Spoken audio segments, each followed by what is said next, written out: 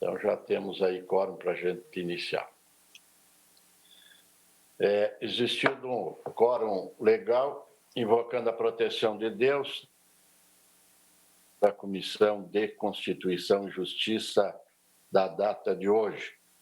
Cumprimentando a todos os colegas parlamentares, cumprimento também aos catarinenses que nos assistem pelos canais de comunicação da Assembleia Legislativa. Como item primeiro da pauta, coloco em discussão a ata da 18ª reunião do dia 14 de julho, que foi anteriormente enviada aos parlamentares.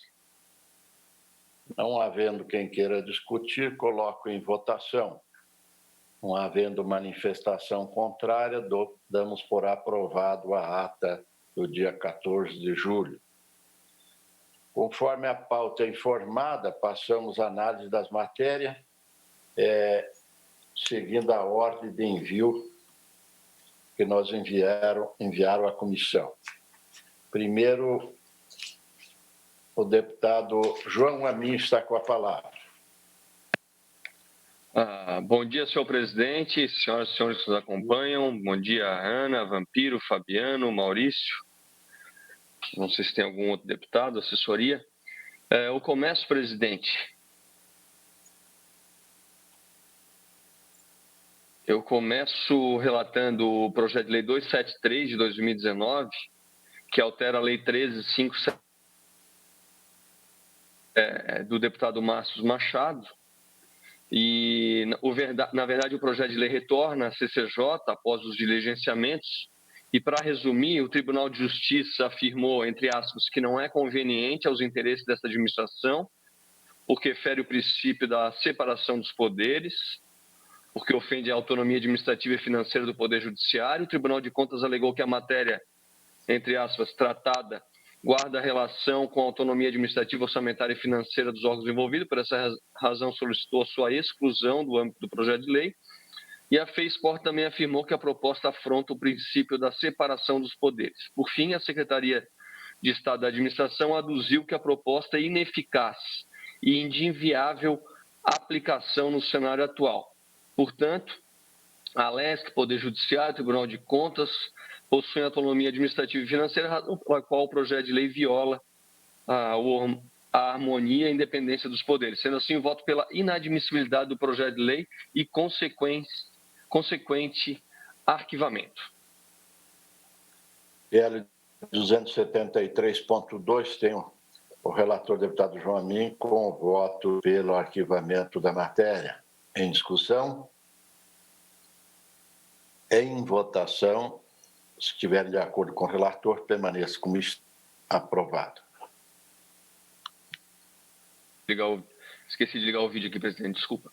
E projeto de lei 224 de 2020, autoria do deputado Altair Silva, que isenta do imposto sobre operações relativas à circulação de mercadorias e sobre prestações de serviços de transporte interestadual, intermunicipal e de comunicação as operações relativas à comercialização de própolis, extrato de própolis e geleia real enquanto vigorar em Santa Catarina a decretação de estado de calamidade decorrente da pandemia da Covid-19. Trata-se de projeto de origem parlamentar, cujo objetivo, como já falei na emenda, é isentar ICMS as operações relativas à comercialização do própolis, enquanto a calamidade pública decorrente da pandemia do Covid-19. É preciso destacar que a emenda constitucional número 106, de 7 de maio de 2020, dispensa a observância das limitações legais relativas às proposições legislativas da qual decorrem renúncia de receita durante o período de calamidade pública e exclusivamente para o seu enfrentamento. Sendo assim, o voto é pela admissibilidade do projeto e continuidade da sua tramitação. PL 224.4, tem o parecer do eminente relator pela aprovação da matéria, pela sua tramitação. Em discussão. Senhor presidente. Não havendo quem queira discutir, coloco em votação. Senhor presidente. E não havendo manifestações contrárias, dou por aprovado. Não, senhor presidente. Presidente. Opa. Estou pedindo... Me perdoe. Já, bom dia. Bom dia. Antes quando o senhor abriu a discussão, Eu havia pedido aqui a intervenção. Deputado Ivan, sem problema nenhum, a gente já tinha declarado o resultado, mas como nós estamos parte virtual, parte presencial, a gente tem dificuldade aqui na comunicação de ver quando o deputado levanta a mão pedindo a palavra. Então, nós retrocedemos um pouco para ouvir Vossa Excelência. Eu consulto se nós estamos tratando do PL 224.4/2020. Isto. Solicito vistas em gabinete, senhor presidente. Vista em gabinete, então, deputado Ivan. Deputado João. Seriam essas as minhas matérias, presidente. Muito obrigado. Valeu, obrigado, João. Deputada Ana. Bom dia, senhor presidente. Bom dia, senhores deputados. Eu tenho 5 projetos sobre minha responsabilidade e eu vou começar pelas 2 mensagens de veto. Mensagem de veto 426 e 448. Então, a primeira delas, mensagem de veto 426, diz respeito ao veto parcial ao projeto de lei 51 de 2020, da autoria do deputado Altair Silva, que veda o corte dos serviços de energia elétrica, água, esgoto e gás de 31 de dezembro de 2000 até 31 de dezembro de 2020, no âmbito do Estado de Santa Catarina. Nosso voto, em virtude da norma constitucional esculpida no artigo 54 da Constituição Estadual, detém o governador do Estado o legítimo poder do controle da constitucionalidade dos projetos aprovados no Poder Legislativo. Com efeito, com fundamento nos artigos 72 e 305 do Regimento Interno, a análise técnica da mensagem governamental de veto no âmbito desta Comissão de Constituição e Justiça deve contemplar 1. A admissibilidade da tramitação processual pela conformação às condicionantes. 2. No mérito, a sua manutenção ou rejeição com fundamento nos subsequentes parágrafos 4º e 5º do dispositivo constitucional. Nesse contexto da análise dos autos da mensagem de veto 426/2020, anoto o que segue. Número 1. A matéria constante do projeto de lei 51 do deputado Altair foi regularmente aprovada pelo plenário na forma da emenda substitutiva global. A meu ver, número 2, a meu ver, eventuais vícios de natureza jurídica do referido projeto restaram soberanamente superados neste plenário na Assembleia Legislativa de Santa Catarina. E número 3, no mérito, o texto legal aprovado nesta Casa Legislativa traz em seu bojo medidas que concorrem para mitigar os efeitos danosos da pandemia internacional do Covid-19, evento que exigiu a decretação de estado de calamidade.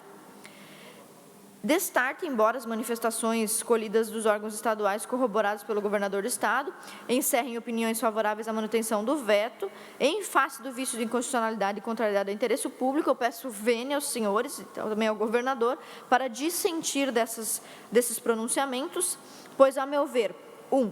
O autógrafo do projeto de lei 51 do deputado Altair está rígido do ponto de vista constitucional e legal e 2. Reveste da medida almejada do necessário interesse público. Então, eu conduzo o voto pela admissibilidade e prosseguimento da tramitação da mensagem de veto, mas pela rejeição do veto parcial do autógrafo do projeto de lei 51 do deputado Altair Silva. É isso, senhor presidente. Pela ordem, senhor presidente.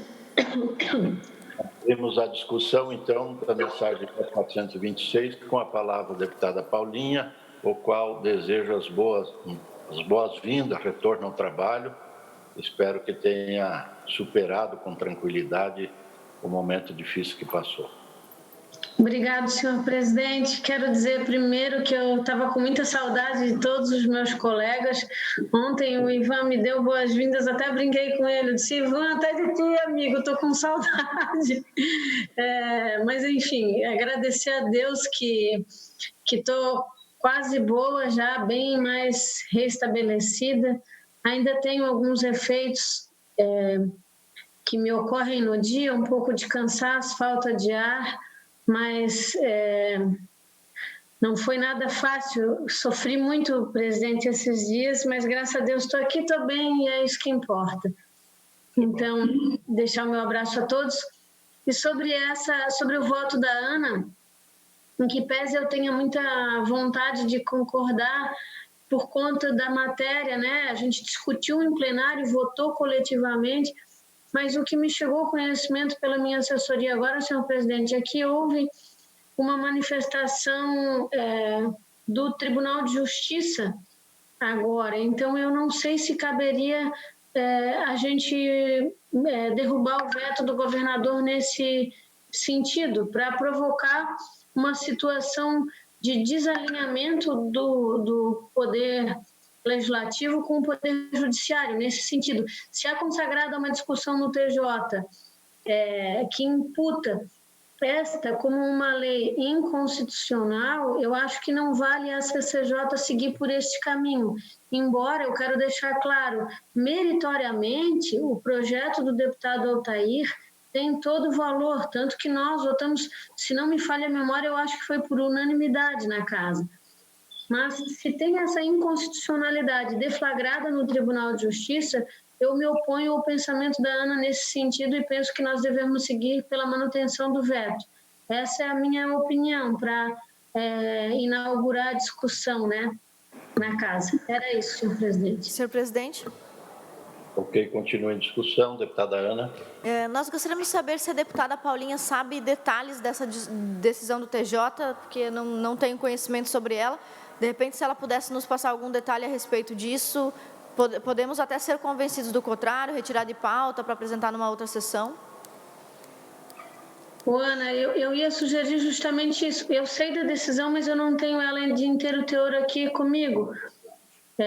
Porque eu estou trabalhando do escritório de Bombinhas, eu falei virtualmente só com o Guilherme a esse respeito, mas eu posso providenciar isso para te apresentar semana que vem. O que tu achas de tu retirar ou eu peço vista? Como ficar melhor? Senhor presidente, se o senhor autorizar, eu retiro de pauta e apresento na semana que vem e peço para a nossa assessoria conversar com a assessoria da deputada Paulinha. Ok, sem problema nenhum. Obrigada, senhor presidente.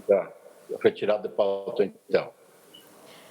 Temos ainda o parecer, a mensagem de veto número 448 de 2020, que é o veto total a um projeto de autoria do deputado Milton Obos, projeto de lei 132 de 2020, que estabelece prazo mínimo para entrega de propostas referentes aos editais de licitação de contratação da administração pública estadual.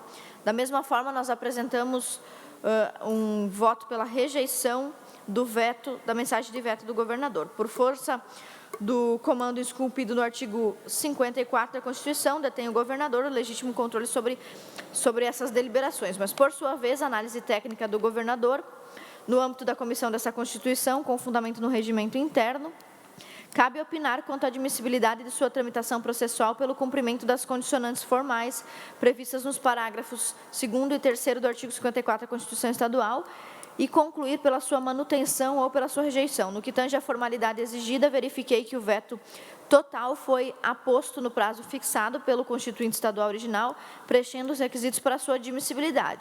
Contudo, quanto ao mérito, entendo que o projeto em tela não invade a competência privativa da União, tal como alegado pela Procuradoria-Geral e pelas consultorias jurídicas da Casa Civil, pois não pretende dispor sobre normas gerais de licitação, e sim sobre uma norma específica e residual, podendo ser veiculado, portanto, por meio de legislação estadual. Então, nós votamos pela rejeição do veto total deste número 448/2020 do projeto de lei do deputado Milton Obos. Tem o parecer da eminente relatora, a mensagem de veto 448, pela rejeição do veto. Em discussão. Senhor presidente, eu quero pedir um aconselhamento. Queria perguntar para o Ivan, para o Vampiro, os meninos que são advogados. A gente pode estabelecer um novo prazo para uma matéria licitatória? É permitido? Porque, assim, se for constitucional, eu não vejo nenhum motivo de amparar, de seguir o voto com a Ana, mas eu tenho dúvidas. Tem gente no meu gabinete que diz que é inconstitucional, tem outros que não é. Eu queria pedir uma ajuda para vocês que são advogados de fato. Na verdade, deputada Paulinha, eu não tenho como ajudar a senhora porque eu não estudei a matéria.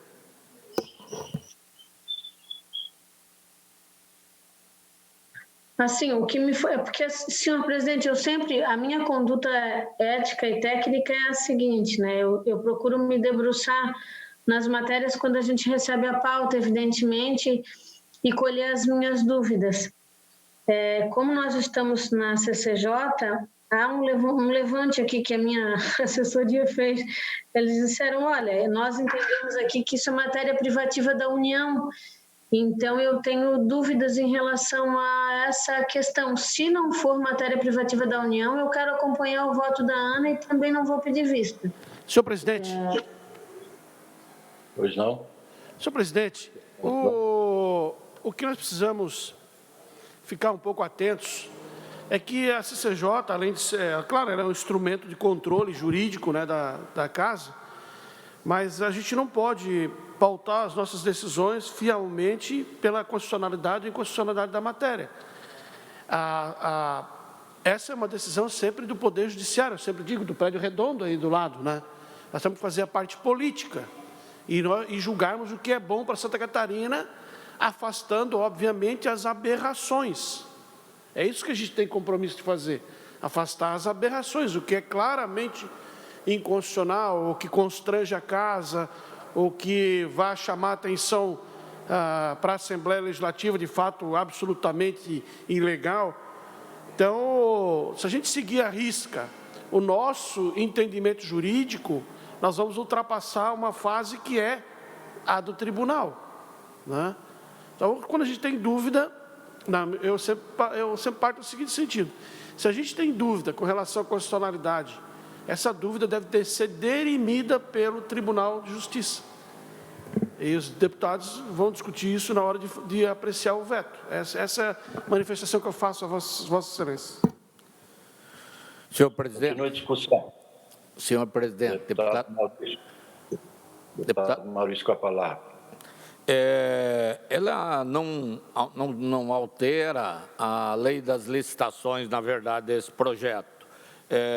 Ele, nesse momento de pandemia, ele só estabelece uma precaução que venha beneficiar o Estado, e beneficiando o Estado, beneficia o cidadão, para evitar situações como ocorreram ali na VeigaMet, que foram juntadas propostas de um dia para o outro, ninguém pôde acompanhar. Então, o projeto, na verdade, só estabelece que, por mais rápido que seja, ele tem que ser em 72 horas. Então, acho que a iniciativa do deputado Milton Obos é muito prudente.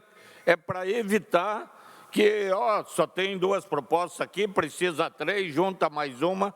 Isso tem que ser mais transparente no serviço público. Então, vejo que é bem prudente o projeto do deputado Milton Obos. Ok. Ninguém mais deseja usar da palavra na discussão deste veto. Não houve pedido de vista, então, pela deputada Paulinha, a gente vai deliberar. O voto da eminente relatora é pela rejeição do veto. Em votação. Se estiverem de acordo com a relatora, permaneçam como estão, os contrários se manifestem. Manifestação da deputada Senhor presidente, Paulinha. eu vou votar contrário, porque tenho dúvidas, mas também não quero pedir vista, porque recebo os argumentos colocados aqui pelos deputados. Ok, então aprovado com o voto contrário da deputada Paulinha. Continua a palavra com a deputada Ana. Senhor presidente, são mais 3 projetos de lei e já adianto aos senhores deputados, para que facilite na hora de prestar atenção, que os 3 serão pela admissibilidade. O primeiro projeto da pauta é o de número 465.8 de 2019, do deputado Volney Weber, que dispõe sobre a inclusão nos serviços públicos de medidas de conscientização, prevenção e combate a conteúdos pornográficos voltados a crianças e adolescentes. Antes de ler o meu voto, gostaria de parabenizar o deputado Volney Weber. Achei o projeto maravilhoso, mérito indiscutivelmente excelente. Então, meus parabéns ao deputado Volney Weber. O nosso voto no seguinte sentido: O regimento interno deste poder, conforme os seus artigos 72, 144 e 145, dispõe que cabe a esta Comissão de Justiça análise da presente matéria quanto à sua admissibilidade, constitucionalidade e legalidade. Assim, no que diz respeito à constitucionalidade sobre a ótica formal, não vislumbrei vício de inconstitucionalidade pelos órgãos do Poder Executivo instados por SCCJ via diligência. Ao contrário, observo que a matéria número 1 não é privativa do Governo do Estado. 2. Foi iniciada por pessoa idônea para tanto, ou seja, por membros dessa Assembleia. E 3. Está vinculada por meio da proposição legislativa adequada à hipótese.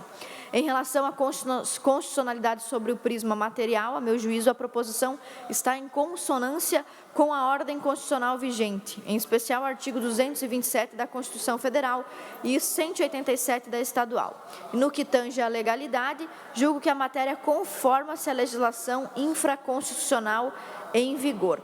Então, pelo exposto, eu voto pela admissibilidade e pela continuidade da tramitação deste projeto de lei 465.8 de 2019, do deputado Volney Weber, e reforçando os meus parabéns ao deputado pela iniciativa, pelo projeto de lei, e também lembrando e agradecendo os senhores deputados que recentemente aprovamos também nesta comissão um projeto de minha autoria, relatado pelo presidente, se não me engano, pelo deputado Romildo Titon, que foi aprovado, né? Então a comissão decidiu pela admissibilidade, apelidado de Infância Sem Pornografia, um projeto que muito namora com este projeto aqui do deputado Volney Weber. Então agradecer à comissão, que eu não tinha tido esta oportunidade ainda, parabenizar o deputado Volney Weber, e é este o voto, senhor presidente, pela admissibilidade. Abro a discussão do PL 465, que tem o parecer da eminente relatora pela aprovação. Senhor presidente, Fabiano. Deputado Fernando Vampiro, depois deputado Fabiano. Bom dia a todos e a todas. Não, eu só gostaria de perguntar para a relatora, senhor presidente, se na verdade ela não entende, por ser matéria similar ou análoga ao projeto dela, o 302.19 e também o 372.19 do deputado Jair Mioto, são dois projetos que tramitam na casa, se eles não devem ser anexados conforme o artigo 216, parágrafo 1 do IALES. Essa era a minha composição só nesse sentido, senhor presidente. Obrigado. Senhor presidente, se não me falha a memória, o projeto do deputado Jair Mioto, também meritório maravilhoso, citado pelo deputado Vampiro, é aquele que proíbe músicas obscenas. Correto, deputado? Certo. Então, o projeto do deputado Jair, maravilhoso, eu acho que até foi relatado, não sei se foi relatado por nós, mas é muito bom, é sobre músicas. O meu projeto é sobre conteúdo gráfico, então livros didáticos e material paradidático utilizado em sala de aula, seriam livros com imagens obscenas, né?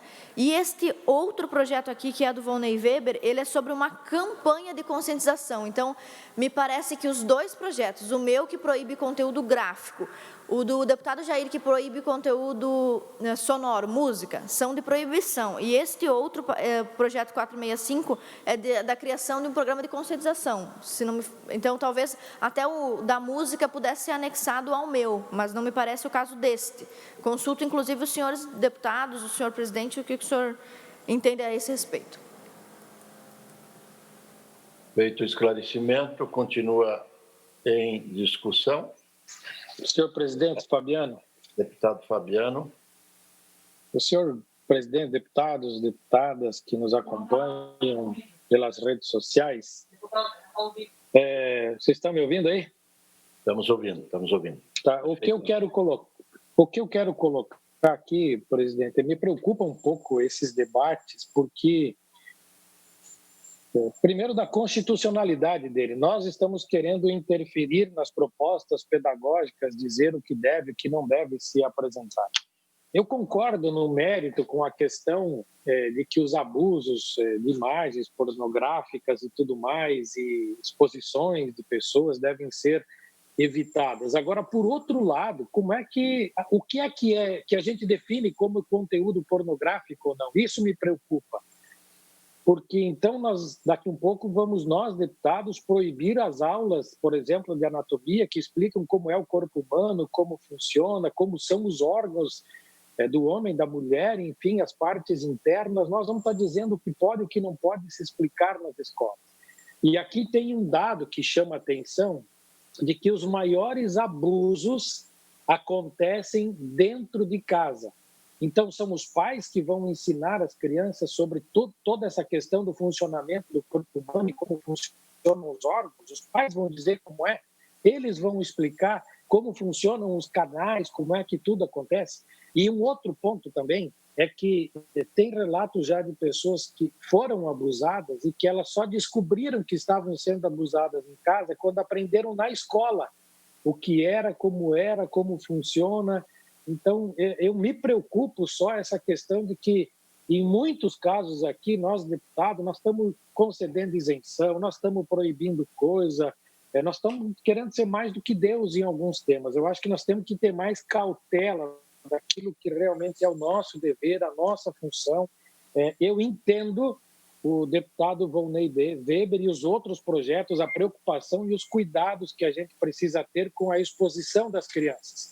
Mas o que me preocupa é até onde nós temos competência para proibir tudo que nós estamos proibindo, isentar tudo que nós estamos isentando e liberar tudo que nós estamos isentando aqui pela Assembleia Legislativa. Eu tenho um pouco de preocupação se nós realmente estamos agindo com a competência que nós deveremos agir.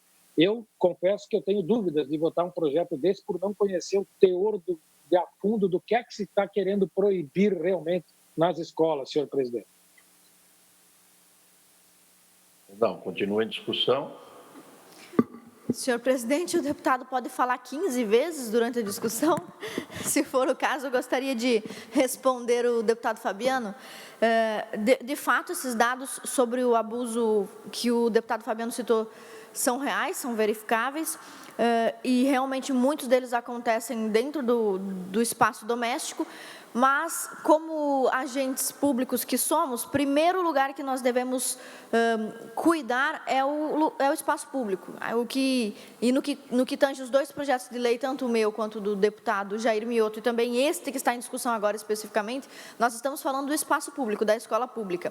É um pouco mais delicado, difícil e deve ser muito mais cuidadoso o trabalho do deputado de entrar dentro da casa do cidadão para lhe dizer o que ele pode assistir ou não. Mas dentro da escola isso fica um pouco mais fácil. Nós temos também o projeto, entendemos também que o projeto vai tramitar em outras comissões que podem sim apresentar emendas substitutivas globais ou emendas que determinem o que será considerado um conteúdo pornográfico ou não. Mas apenas para lembrar os senhores deputados, eu já trouxe aqui na tribuna da Assembleia Legislativa, no ano passado e também este ano, vídeos de professores dentro de sala de aula, como de uma professora do município de Blumenau, em uma escola pública catarinense, onde ela imitava visivelmente os movimentos de um ato sexual dentro de uma sala de aula.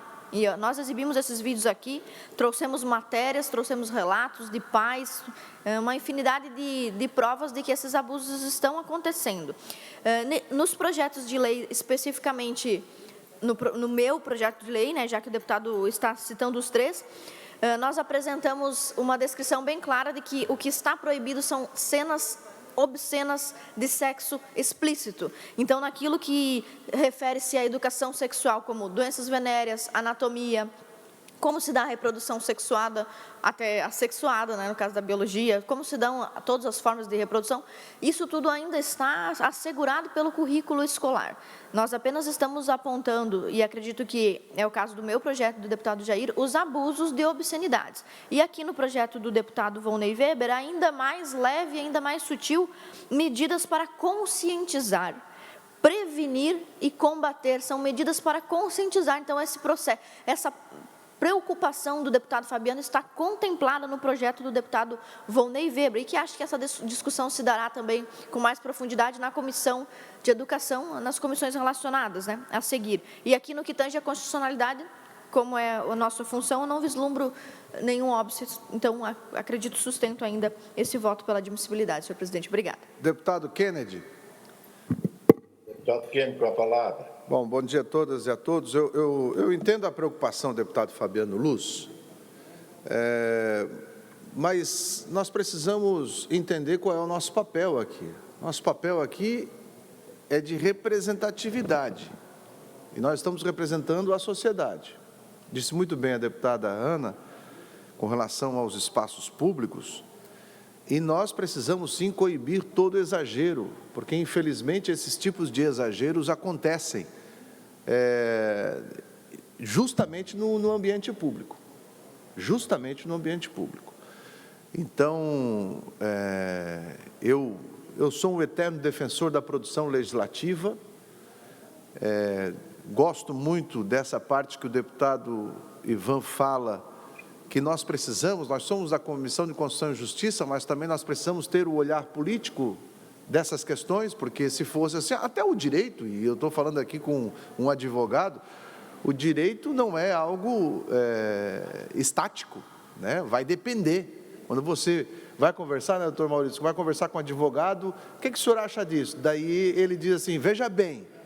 O veja bem é dizer o seguinte, qual é o caminho que você quer, para lá ou para cá, entendeu?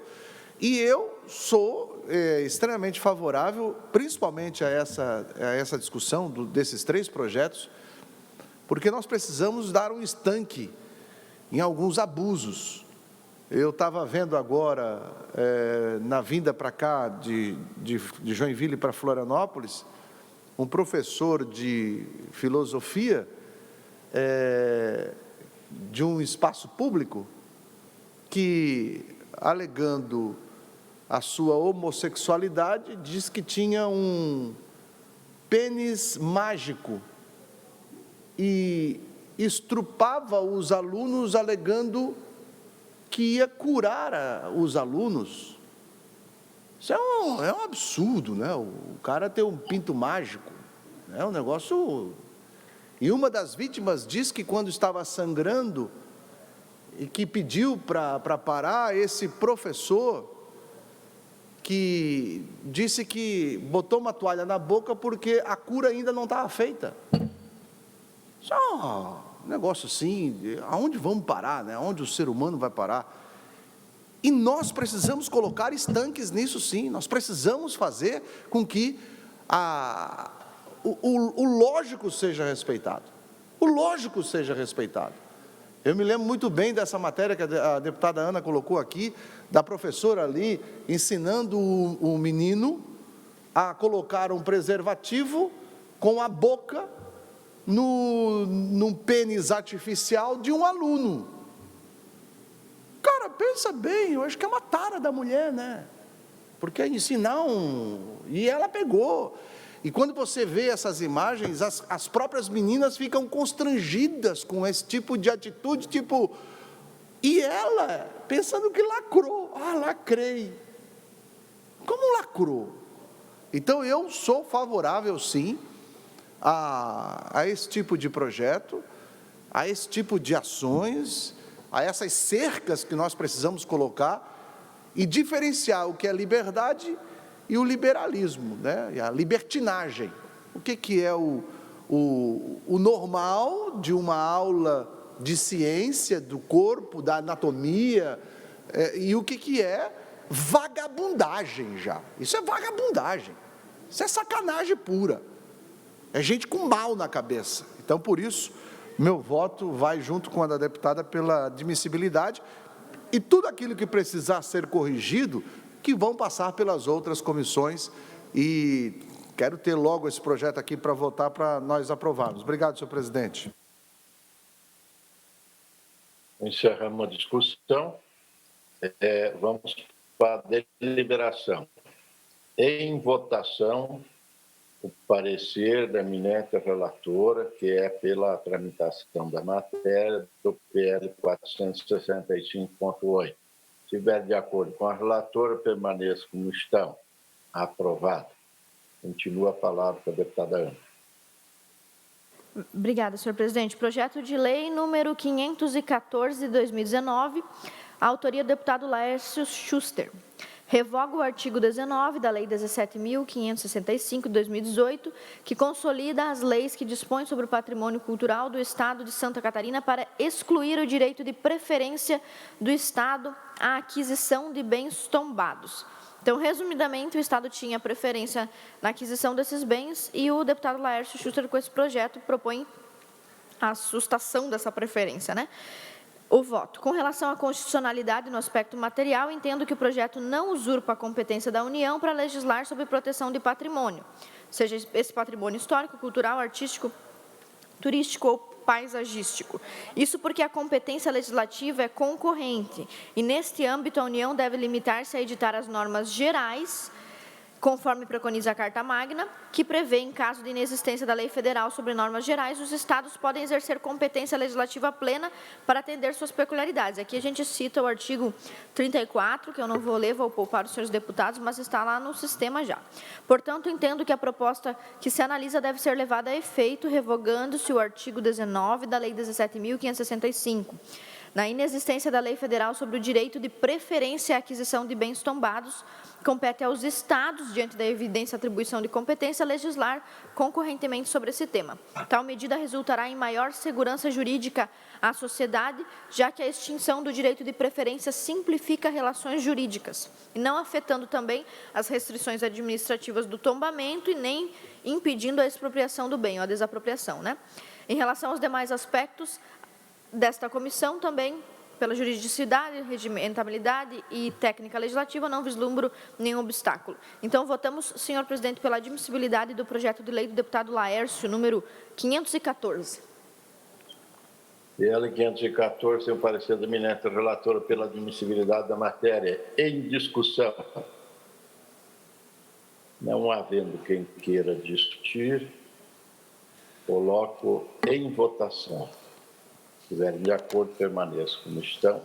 Aprovado.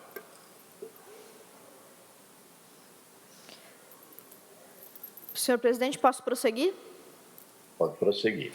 Projeto de lei 165 de 2020, do deputado Paulo Essel, que dispõe sobre a garantia de acessibilidade para pessoas surdas e com necessidades especiais relativas à deficiência auditiva por meio de interpretação simultânea em libras e legendas em todas as transmissões oficiais da administração pública direta e indireta no âmbito de Santa Catarina.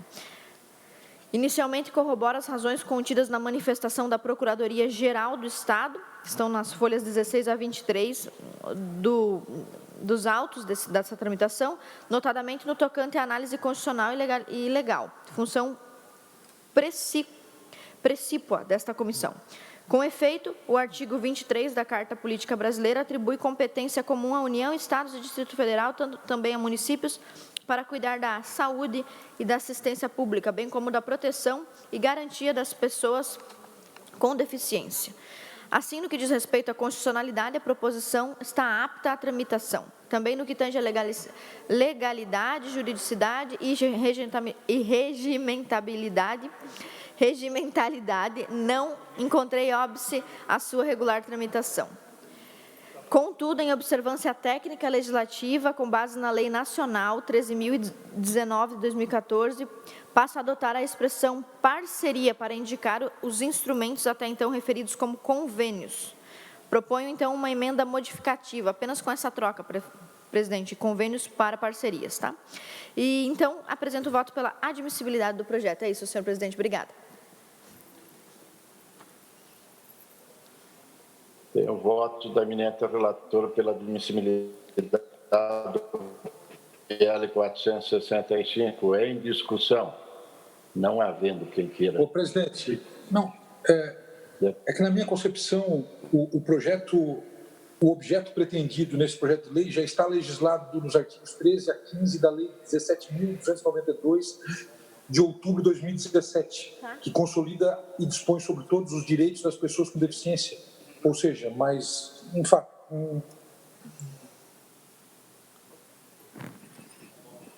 Ok, feita a observação pelo deputado Fernando Vampiro, continua em discussão. Não havendo mais quem queira discutir, em votação, concordarem com o relatório da eminente relatora deputada Ana, permaneça como estão. Aprovado. Excelência, concluir, né, deputada Ana? Sim, senhor presidente. Eu gostaria também de devolver sem manifestação o projeto de lei 009 do deputado Bruno Souza. Eu pedi vista nesse projeto na última reunião da comissão, porque eu estava avaliando o apensamento dele, é um projeto da nossa bancada, mas eu quero devolver sem manifestação, senhor presidente. Obrigada. Projeto do Bruno Souza. Ok, solicito aí a assessoria da comissão que faça o levantamento aonde está este projeto que o deputado está devolvendo e se tem mais algum deputado que está com vistas. Isso sou eu, né? Deputado Ivan, Vossa Excelência está com a palavra. Quando ele for... Muito bom dia, senhores deputados, bom dia, senhoras deputadas que os acompanham. O primeiro projeto que trago à avaliação de Vossas Excelências é a mensagem de veto 447/2020, veto total ao PL 068/2019, de autoria do deputado Nilson Berlanda, que altera a Lei 14.361 de 2008 e estabelece política de apoio rural na agricultura familiar de Santa Catarina. A justificativa do governador do Estado no referido projeto de lei encontra-se imaculado que o projeto de lei encontra-se imaculado de vício de inconstitucionalidade formal, porque basicamente invade a competência privativa da União para legislar sobre energia e competência privativa dos municípios para legislar sobre imposto sobre propriedade rural e territorial. Primeiramente, sob a ótica da admissibilidade da presente mensagem de veto, verifique-se adequados nos ditames que estabelece o artigo 1º de 54 da Constituição do Estado. Adentrando-se efetivamente na análise da matéria em estudo, verifica-se que, embora aduzidas a este Parlamento razões para o veto total do projeto de lei que o senhor governador apresenta, é preciso expor o seguinte: relativamente à constitucionalidade de âmbito formal, verifica-se que o projeto de lei em discussão restou vinculado pela espécie normativa adequada ao seu intento, não ofendendo as hipóteses elencadas no parágrafo 2º do artigo 50 da Constituição do Estado, que estabelece as competências legislativas de cunho privativo do senhor governador do Estado. De outro norte, a proposição em exame também não ofende o artigo 123 da Carta Estadual, usada para fundamentar o veto, em vez que não cria plano governamental sem previsão orçamentária.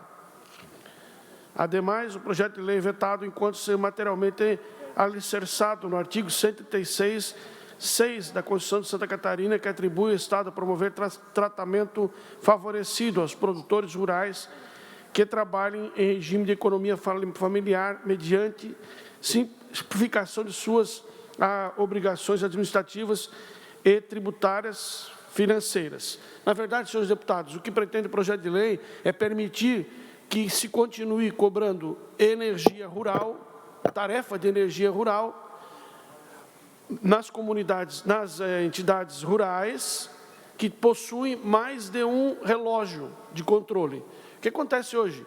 A Celesc, ela permite o pagamento de energia rural, contanto que só tenha um relógio.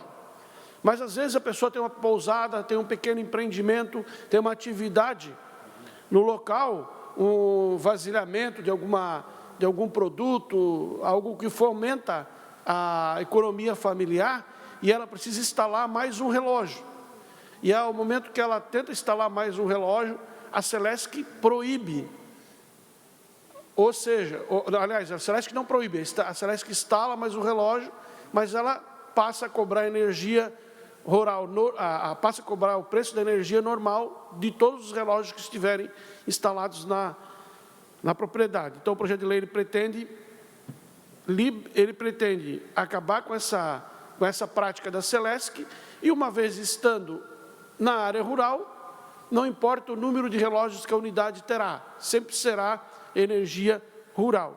Isso fortalece a economia familiar. Então, o projeto tem mérito considerável e a matéria não encontra inconstitucionalidade, razão pela qual apresento o voto pela rejeição do veto, senhor presidente. Tem o relatório do eminente relator pela rejeição da mensagem de veto 442. Em discussão. Não havendo quem queira discutir, coloco... Senhor presidente Fabiano. Está Fabiano com a palavra. Eu só estou preocupado um pouco aqui, senhor.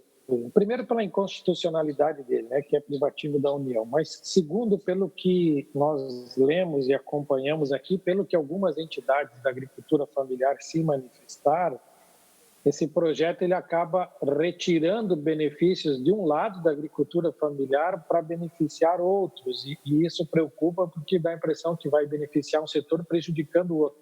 É só essa minha dúvida se o deputado Ivan chegou a conferir esta situação ou não. Eu entendo que a agricultura, o turismo rural precisa de incentivos, a minha única dúvida é se realmente ele vai tirar de onde já tem um incentivo para passar para outro. É só essa minha dúvida, presidente.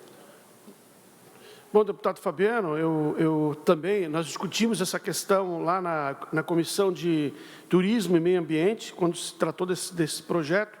Evidentemente, há uma manifestação nesse sentido, mas aí eu acho que competeria ao plenário, né, da Assembleia na hora de analisar a mensagem de veto. Eu fiz uma leitura em defesa do projeto, mas é particular, mas também faço uma leitura da constitucionalidade, que na verdade não há inconstitucionalidade no meu ver, né, no meu sentir, mas é uma decisão que o plenário deve tomar. Não havendo quem queira mais discutir, coloco em votação o relatório do eminente relator. Se estiver de acordo com o relator, permaneça como estão. Aprovado. Continua a palavra, deputado Ivan. Pedido de diligência, projeto de lei 214.2/2020, cuida-se de projeto de lei de autoria do deputado Lúcio Belanda, que visa determinar o domicílio do tomador do serviço como local de ocorrência do fato gerador de imposto relativo à prestação de serviço pelas administradoras de cartão de crédito. Trata-se de um tema bastante debatido nacionalmente, mas de difícil implementação, uma vez que as operadoras de cartão de crédito, elas têm feito um enfrentamento no Congresso Nacional, no que diz respeito a esse tipo de legislação. Elas alegam a impossibilidade de operacionalizar o sistema. Em face dessas alegações, que a gente tem conhecimento do Congresso Nacional, eu solicito aos senhores deputados autorização para diligenciamento à Secretaria de Estado da Fazenda, a fim de que ela informe se é possível proceder tributalmente essa alteração legislativa, senhores deputados. Eu voto eminente relator ao PL 214 pelo diligenciamento e discussão. Em votação. Se estiverem de acordo com o relator, permaneça como estão. Aprovado. Vossa Excelência concluiu, não é, deputado Ivan? Sim, senhor presidente. Muito obrigado. Deputado Fabiano da Luz, Vossa Excelência está com a palavra. Muito obrigado, senhor presidente, deputados, deputadas, a quem nos acompanha. Eu tenho dois projetos de lei aqui. O primeiro deles é o 404.6/2019, que é de autoria do deputado Kennedy Nunes, e ele dispõe sobre a destruição de material falso, contrafeito, contrabandeado ou em descaminho, apreendidos em procedimentos de investigações no âmbito da Polícia Civil do Estado de Santa Catarina. Quanto ao viés da constitucionalidade material, a proposição, salvo o melhor juízo, se encontra em conformidade com a ordem constitucional vigente ao resguardar os direitos básicos do consumidor, como a proteção à vida, à saúde, à segurança e contra os riscos provocados por práticas no fornecimento de produtos e serviços considerados perigosos ou nocivos. Ademais, no mérito, o projeto sob análise se revela de extremo interesse público ao simplificar e garantir a destruição de produtos falsificados e, portanto, resguardar o direito do consumidor. Diante do exposto, em atenção aos artigos 72, 144, 210 do regimento interno dessa Casa e ao apreço que tenho pelo deputado Kennedy Nunes, eu voto pela admissibilidade, senhor presidente. Eu voto do eminente relator, o PL 404, pela admissibilidade da matéria. Em discussão. Senhor presidente, só para agradecer aqui o deputado Fabiano da Luz, que viu a importância que tem esse projeto. Na verdade, todo produto apreendido por consequência de contrabando, muitas vezes a polícia ou a justiça fica com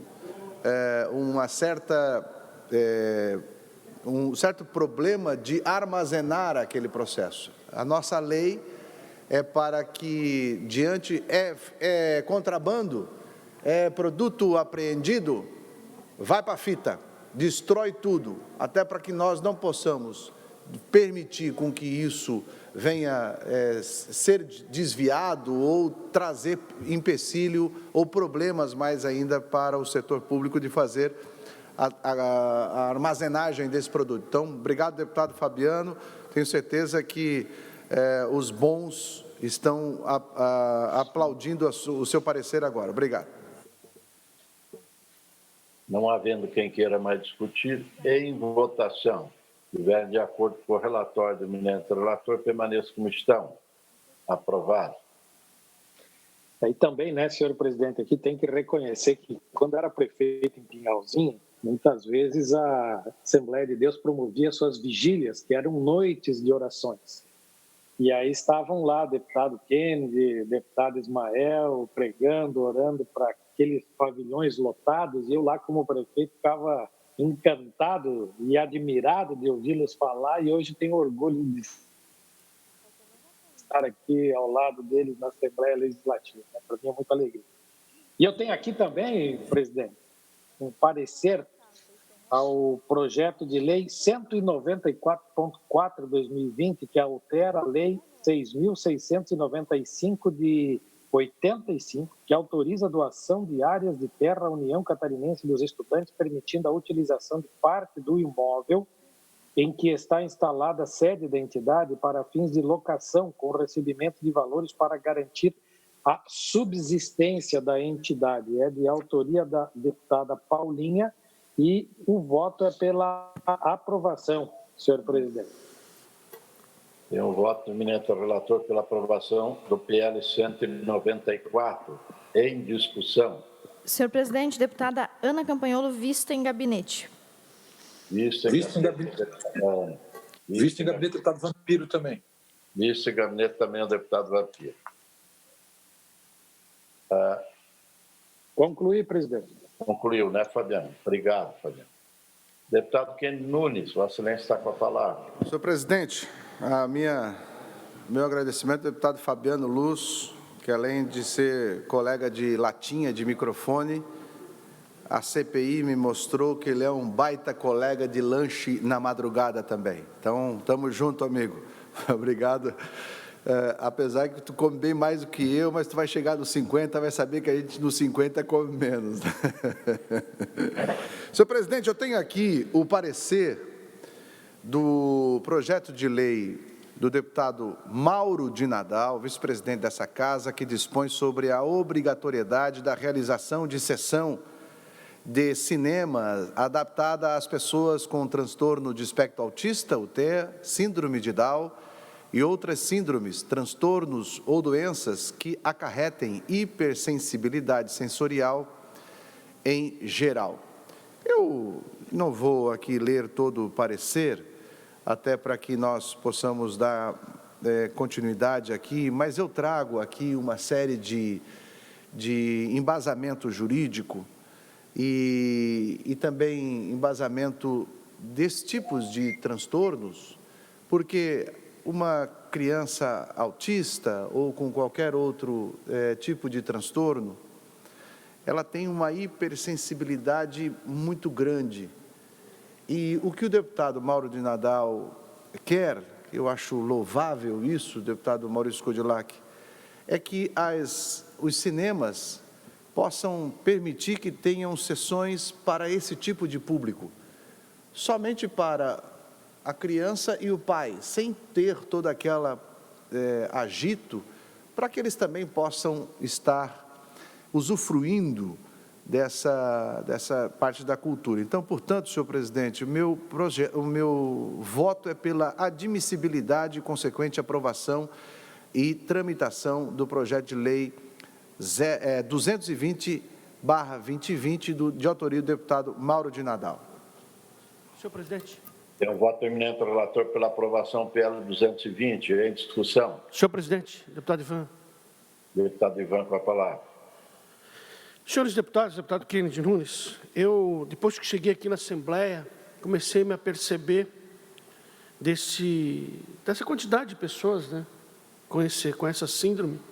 Confesso que no dia a dia da gente, na correria da gente, se você não tem alguém dentro da sua família com esse problema, você não se apercebe, né?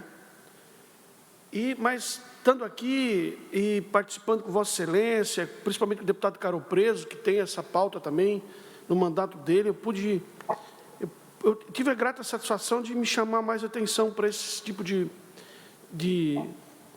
síndrome, né? E ontem, deputado Caro Preso, o deputado Kennedy recebeu a visita do menino de 4 anos de idade, deputada Ana Campagnolo, 4 anos de idade. 4 anos de idade, a criança ainda quando não lê, tem dificuldade de ler, tem dificuldade de aprender. 4 anos, se lê, já é uma sumidade, né? O menino com 4 anos de idade, síndrome de Down elevada, lê em inglês, só ouvindo, aprendeu inglês ouvindo. 4 anos de idade, lê em inglês, se comunica em inglês, escreve perfeitamente, lê perfeitamente, cita todas as capitais da América, dos Estados Unidos.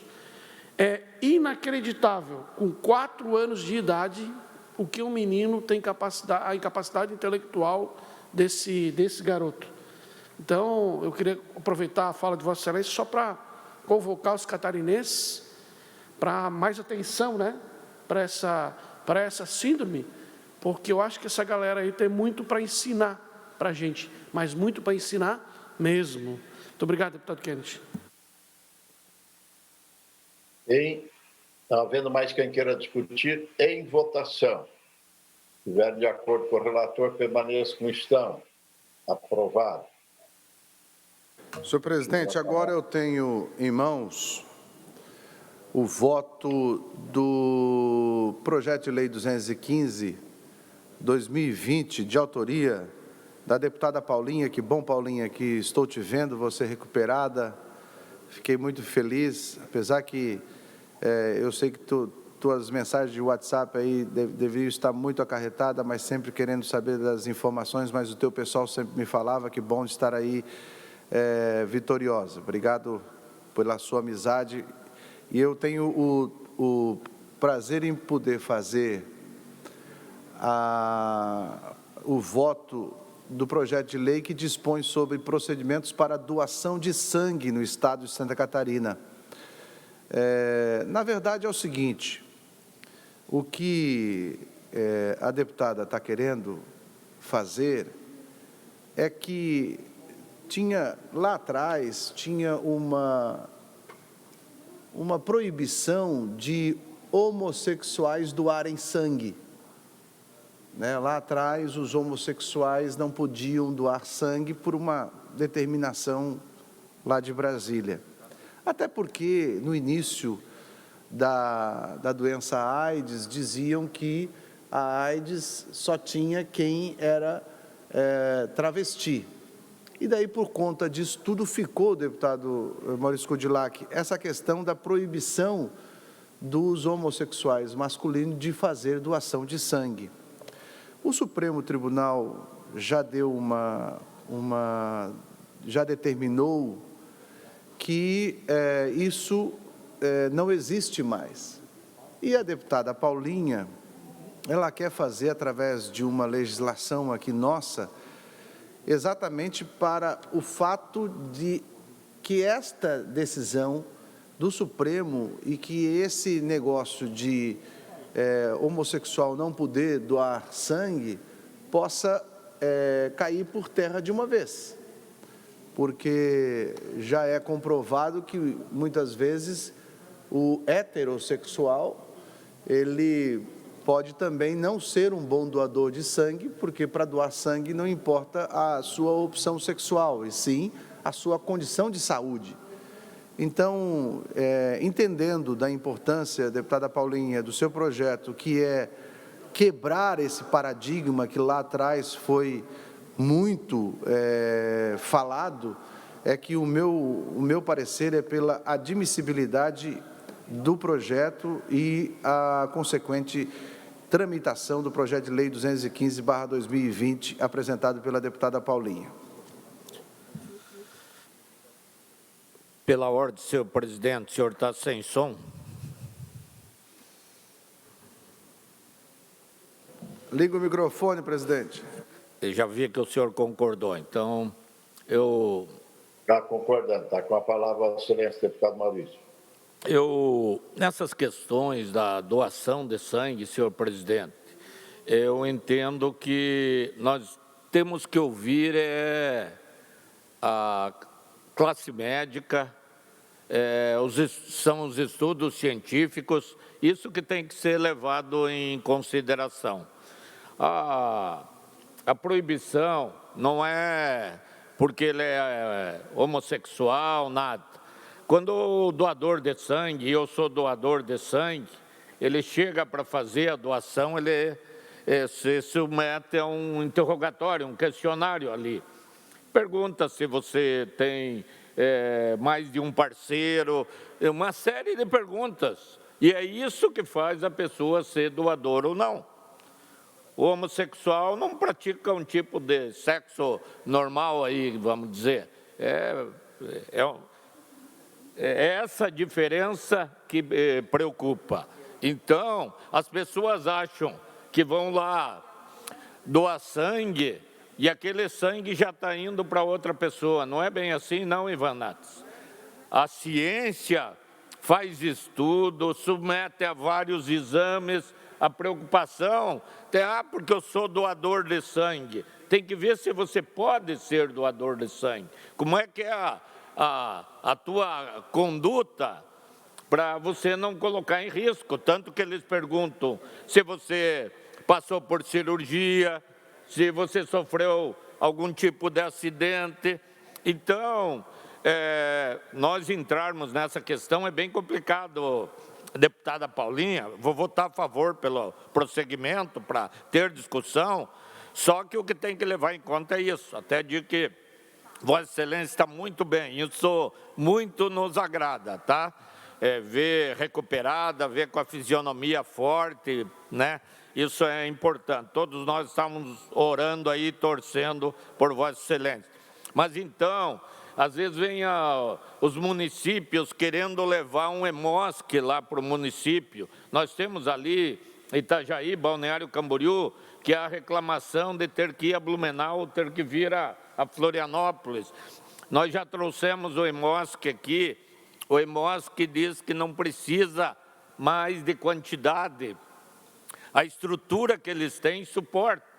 Claro que tem problemas de queda, como agora na pandemia, deputado Keno, diminui o número de doações, num caso de catástrofe pode diminuir, mas a estrutura do hemosque em Santa Catarina, eles vieram aqui e já mostraram que que atende a demanda de Santa Catarina, uma das melhores do Brasil, e a preocupação é com o sangue que é doado, com o sangue que aquela pessoa, que muitas vezes não pode se manifestar, que está em coma, vai receber. Essa é a preocupação do hemosque. Então, por isso, eu entendo que isso deve ser aí, pela ciência, pelo Conselho Nacional de Medicina, pelos trabalhos científicos, é que devem colocar as restrições, sim ou não, da pessoa ser doadora e de aquele sangue poder ser aproveitado. Então,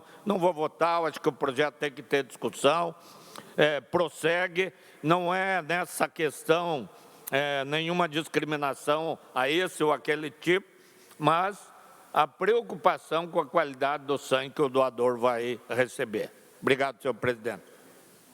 Senhor presidente, eu gostaria de economizar a discussão dos senhores deputados. Nossa equipe gostaria de vista em gabinete. Não sei se já não estanca as discussões para discutirmos na semana que vem.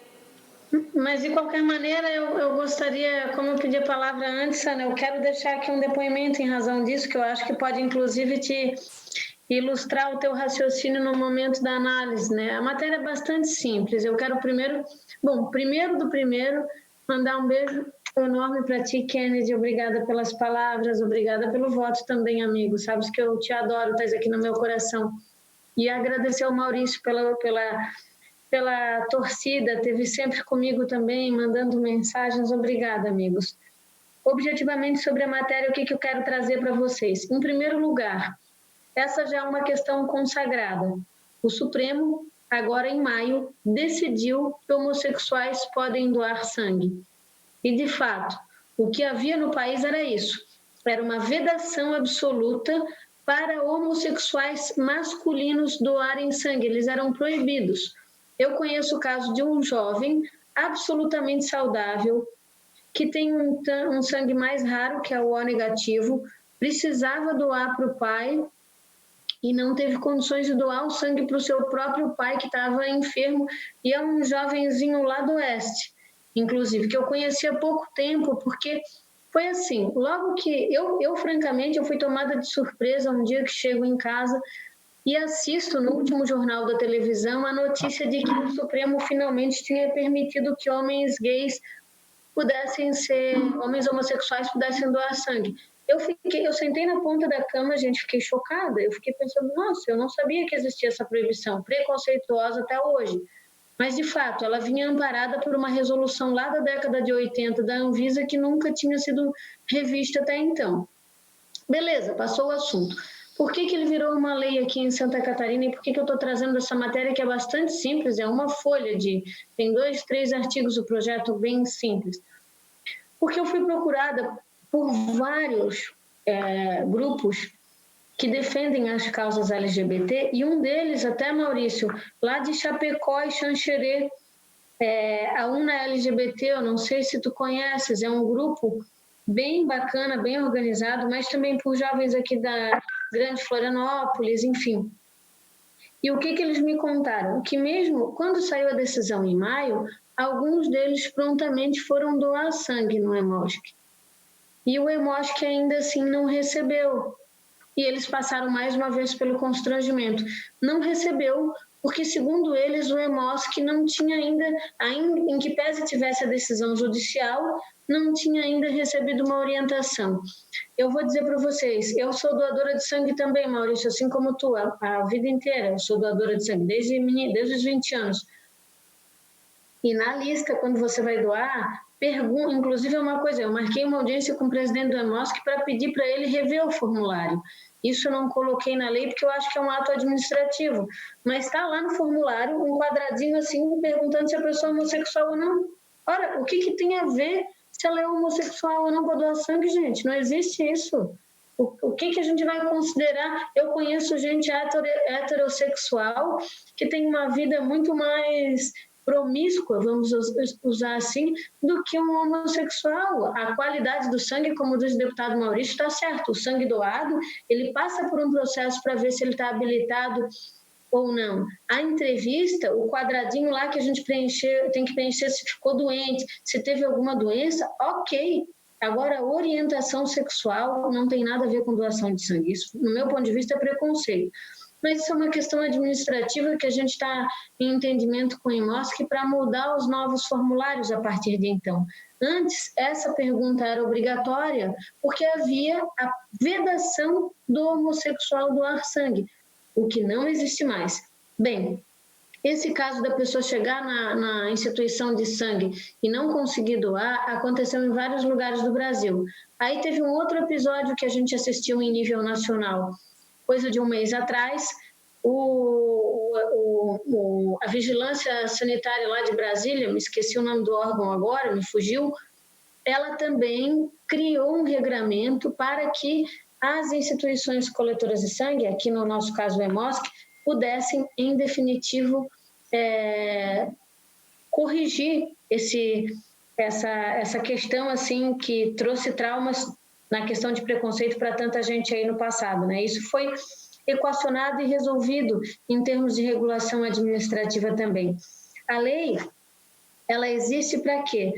Porque mesmo depois, é esse ponto que eu quero deixar claro para vocês, mesmo depois de consagrada uma decisão no Supremo que acolhe o homossexual homem como doador, lá na ponta, na hora que você vai no balcão, algumas pessoas ainda sofreram o desconforto do preconceito e tiveram negado a possibilidade de doação de sangue. Então, para que não reste nenhum sinal de preconceito para com os seres humanos no estado de Santa Catarina, é que a gente estabelece essa lei, esse regramento.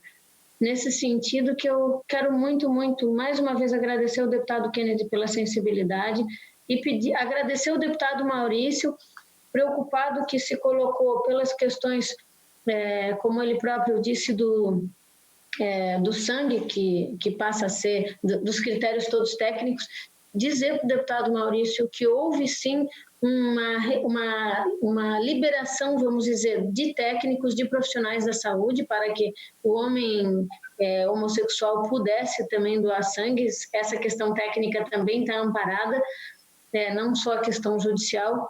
E pedir a todos os colegas, pedir para ti também, Ana, que dê voto favorável para essa matéria. Era isso, senhor presidente. Muito obrigada. Não. Continua a discussão. Ô, presidente. Deputado Fernando Vampiro. Eu só queria contribuir, na verdade, que existe uma ação direta de inconstitucionalidade que é a 5543, né? Então, a Anvisa esclarece que até o encerramento definitivo do julgamento da ação direta de inconstitucionalidade, a DI 5543, as regras previstas na Portaria de Consolidação 5/2017 e na resolução da diretoria colegiada da Agência sobre Doação de Sangue devem ser seguidas normalmente pelos serviços de hemoterapia públicos e privados em todos os países. Para resumir, o Supremo Tribunal Federal concluiu, no dia 8 de maio de 2020, o julgamento da DI 5543, tendo considerado inconstitucionais os dispositivos do mandato de segurança e da Anvisa, que consideram inaptos temporariamente para a doação de sangue homens que tiverem relações sexuais com outros homens e ou as parceiras sexuais desses nos 12 meses antecedentes, fecham aspas. A Anvisa aguarda a publicação do acordo do STF sobre o julgamento para analisar as medidas administrativas e judiciais cabíveis, inclusive eventual apresentação de recursos sobre o tema. Assim sendo, enquanto não houver o julgamento final da ADI 5543, estão mantidas as normas vigentes anteriores. Era só esclarecimento, senhor presidente. Obrigado. Ok. Não havendo mais quem queira discutir. Eu acho que o senhor não ouviu, mas eu pedi vista já há uns 10 minutos atrás. Vista em gabinete. Ah, tá. Tá bom. Desculpa aí que eu não tinha prestado atenção. Então, vista em gabinete da deputada Ana.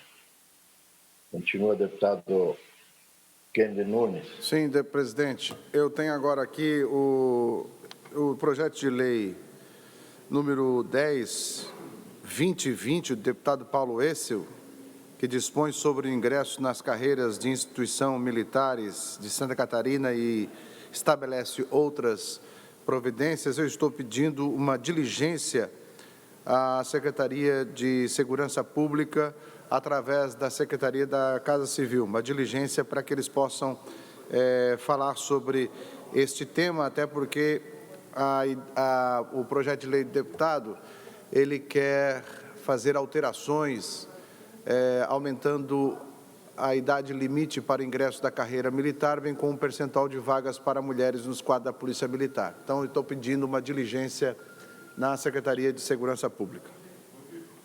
Voto eminente ao relator para o diligenciamento do PLC 10.9, em discussão, em votação, aprovado. Pauta limpa, senhor presidente. Obrigado, deputado Kennedy Nunes. Como? Não sei.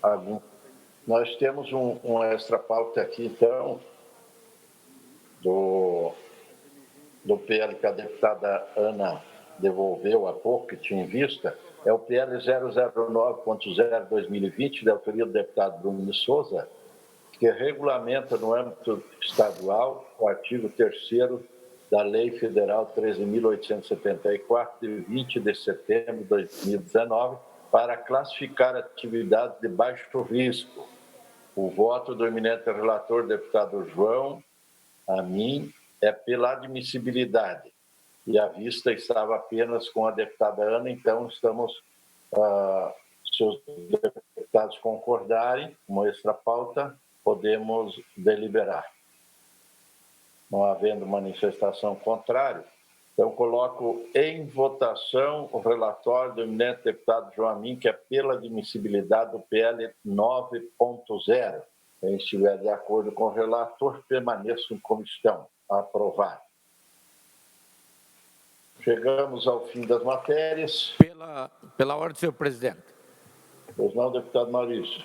Senhor presidente, eu queria pedir, e conversei com os deputados aqui no plenário, o senhor me incumbiu de uma missão, ter sido o relator da reforma da Previdência. Nós fizemos a discussão, inclusive na semana que passou agora, o presidente Júlio convidou, ou foi provocado, quase todas as entidades representativas dos servidores públicos. Houve uma reunião com parte desse grupo no gabinete do presidente Júlio e com parte online. Uma outra exceção que é contra a reforma, qualquer tipo de reforma, e uma ação só de um presidente de sindicato, que é o do Sinjusc, que veio aqui, participou de reunião, participou de debate e solicitou que os seus associados mandassem mensagem aí a todos os deputados para que não votassem porque é contra a reforma, porque está errado e tal. Os demais, inclusive aqui, alguns deputados em plenário, receberam agora dos presidentes que participaram dessas discussões e dos debates, pedido para que seja votado. Até porque, passada essa pandemia, nós não sabemos que situação vai ficar, se uma reforma vai ser que ter mais arrochada, mais provoque mais mudanças, mais arrojada também, arrochada e arrojada. Então, houve o debate, houve a discussão, está concluso o nosso relatório, já apresentamos, já houve vista aos deputados. O que há de divergência? Tem o projeto do governo, tem a nossa relatoria, que fez uma transição um pouco mais favorável àquele servidor que já atingiu 85% do tempo e da contribuição.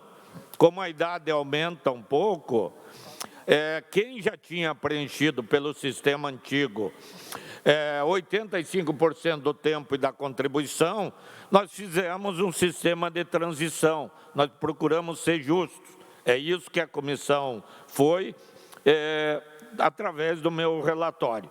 Diz que tem, e eu vi aí um documento, dizendo que tem um projeto do governo, que dá uma economia, um projeto do relator, que dá outra economia, um projeto do deputado Bruno Souza, que é a diferença do deputado Bruno Souza, e se os deputados quiserem incluir por maioria, ou se a Comissão de Finanças, que ainda teria uma semana para analisar, para que nós possamos cumprir o que a legislação federal disse, que até 31 de julho os estados têm que votar a sua reforma, sob pena de ter a perda de alguns benefícios do governo federal. Então, eu só estou pedindo para a comissão votar, para ir para finanças, para tentar votar e cumprir o que a legislação federal diz. A diferença do projeto do deputado Bruno Souza é que ele estabelece a contribuição previdenciária para os aposentados a partir de quem ganha um salário mínimo. Então, se quiserem votar isso, se tiver uma emenda, provavelmente vai vir destaque em plenário, a Assembleia vai decidir e vamos respeitar. E tem uma emenda que seria ou da bancada do MDB ou do deputado Valdir Cobalcini, que quer tributar, fazer a contribuição previdenciária para os aposentados que hoje não pagam a partir de 3 salários mínimos. Então, a do Bruno Souza seria acima de 1 salário mínimo, e a do Cobalcini seria a partir de 3 salários mínimos. Cobalcini não da bancada, me informaram. Então, eu vi aqueles cálculos que foram feitos, e eu só queria, senhor presidente, que nós não ficássemos até a última semana com o projeto nessa comissão, que conversei com os colegas aqui, vários sindicatos estão se manifestando, mandando para nós aí, pedindo para votar, preocupados se tem alguma emenda que ainda agravou mais a situação do servidor, e até a preocupação que, passada a pandemia, possa vir a necessidade de mais participação do servidor e do próprio aposentado e piorar essa situação. Então, eu invoco a Vossa Excelência que coloque em votação para que possa ir ainda amanhã para a Comissão de Finanças, ela possa fazer um exame e, se lá, ou se depois em plenário, quiser votar a emenda do Bruno Souza, quiser votar a emenda do Cobalcini, então, vamos votar depois, mas não podemos nós ficar até a data fatal com o projeto na comissão. Aqui no plenário, conversei com os colegas, vejo que há consenso para colocar em votação. E gostaria de pedir ao colega Vampiro, ao deputado João Amin, ao Fabiano da Luz, a Paulinha, que a gente desse encaminhamento nesse projeto para terminar também com essa agonia dos servidores públicos que estão. Só tem aquele que não quer porque não quer, que não possa ter. Na verdade, tem que ter, porque nós adaptamos a nossa idade, as novas idades estabelecidas pela Constituição Federal. E acredito que, se houver qualquer outra alteração para frente, vai ser, sim, ainda mais gravosa ao servidor público. Então, peço a sua compreensão, senhor presidente, e que o projeto seja colocado em votação, até porque todos os sindicatos, servidores, estão acompanhando. A grande maioria dos sindicatos decidiu que é o menos gravoso possível, o melhor possível esse projeto, e querem a votação, e um ou outro não quer, e até por sinal, fazendo mais barulho para isso. Obrigado, senhor presidente. Deputado Kennedy, presidente. Deputado Kennedy, para a palavra. Presidente, eu entendo, eu entrei agora aqui em fevereiro na CCJ. Eu entendo o seguinte, e já é claro, eu não vou entrar no mérito da questão, mas o que não pode é nós aqui da CCJ ficarmos com esse projeto parado e o prazo correndo. Mais da metade dos estados, deputada Ana, não fez ainda a reforma que deveria de fazer. Então, eu sou para que nós possamos aprovar o parecer que está pronto desde antes da pandemia, para que o projeto vá para finanças e a outra comissão. Mas daí vai ter que voltar. Ok, volte, mas o que nós não podemos é ficar parado aqui na CCJ esperando alguma solução e o prazo correndo. Eu já teria, da minha sugestão, inclusive respeitando a posição do deputado Bruno, deputado Milton, né, deputado Ivan, que fizeram aquelas reuniões, deputado o Cobalcini, que também, tudo certo, mas o que não pode é nós ficarmos com esse projeto aqui. Então, eu peço, vênia, aos deputados, que nós possamos ficar dentro, neste caso, da legalidade e aprovarmos, e todas essas mudanças, deputado Maurício, seja feita lá, seja na finanças ou dos serviços públicos, e depois tem que voltar para cá, ok, não tem problema, a gente até pode fazer, né, presidente, alguma sessão extraordinária para depois acertar. O que não pode é o relator, o deputado Maurício Kudilá, que recebeu a relatoria dentro de um acordo de liderança, que ouviu todos, e que agora o projeto está parado aqui, a gente esperando que tenha feito algum tipo de acerto ou acordo em outras comissões. Então, vamos votar, passa o processo para as outras lá, quando precisar, se tiver essas mudanças, volta para cá, para que nós possamos dar celeridade ao processo. Esse é o meu pedido aos deputados da CCJ,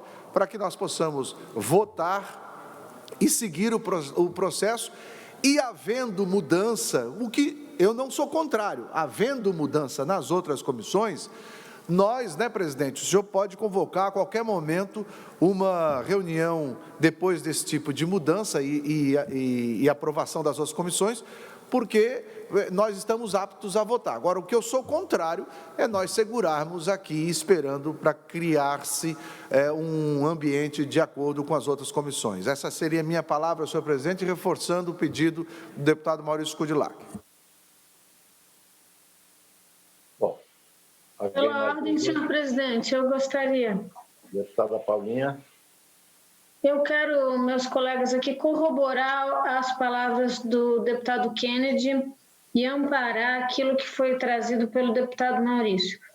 Eu não quero discutir mérito nesse momento. O deputado Maurício preparou o seu relatório, fez emendas, e não é aqui a minha opinião de defesa dessa ou aquela posição. Não é isso, mas, de verdade, eu me pedi um sentimento com vocês, com todo respeito, mas eu me sinto envergonhada deste projeto ter chegado lá em dezembro e estar parado na CCJ até agora. Não tem o que a gente explicar, gente, não tem justificativa para isso. Nós temos que colocar essa matéria para andar. Nós somos Comissão de Constituição e Justiça.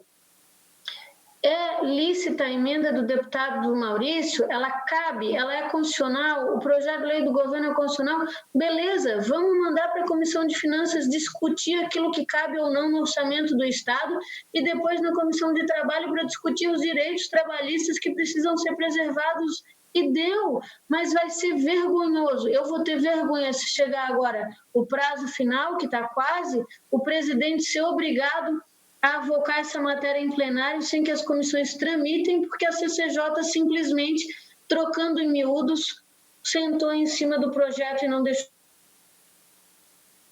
Nós tivemos todo o nosso tempo o suficiente para pelo menos conseguir dar um voto agora de dizer se é constitucional ou não, se concorda ou não com a tramitação.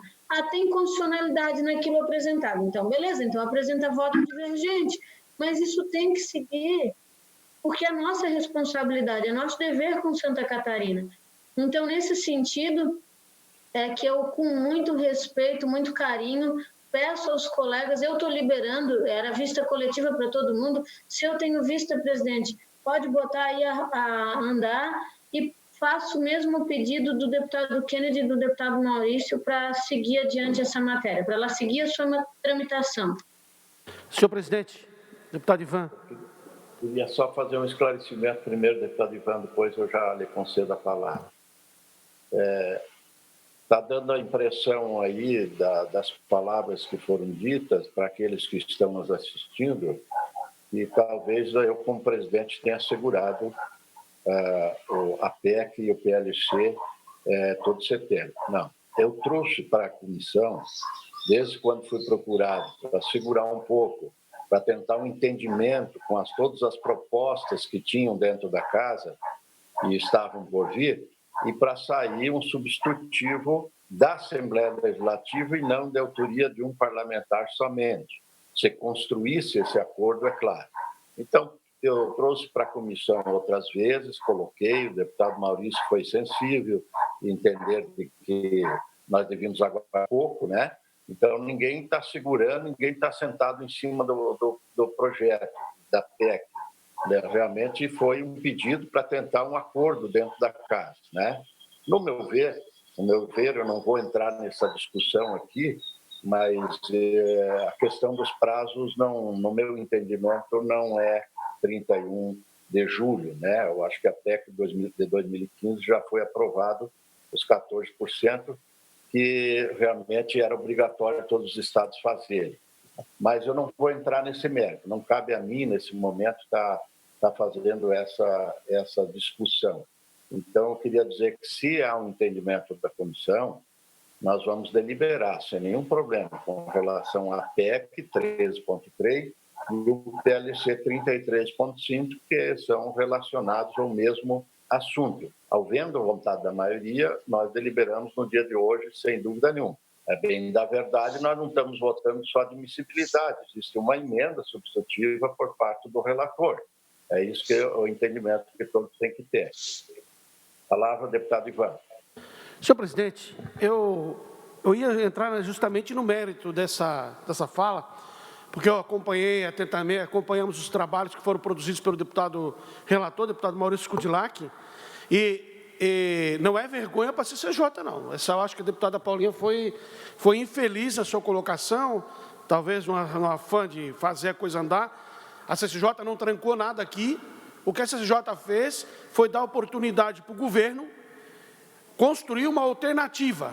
Quem participou de várias reuniões, nós participamos de várias reuniões, em que o governo se apercebeu da bobagem que fez no projeto de lei, ou na PEC, que podia ter avançado muito mais e foi,